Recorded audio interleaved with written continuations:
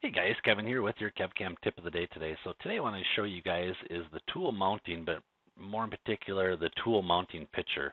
So if you guys have a lot of lathe tools in there or lathe end milling tools in there, if you guys go into the mounting, you'll see your machine all in there and all the different tools that are in there as well. And a lot of times they will be stacked up on top of each other. It just depends on how you guys put that stuff in there. But what I wanted to show you guys is how to just see your tool only that you're working on and without the machine in there. So right up at the top, there is a button right here where you can show hide all tools. So what we can do is you can see all our tools in our turret. This will actually hide every single tool except for the current one that we're using. So you'll see that they all went away.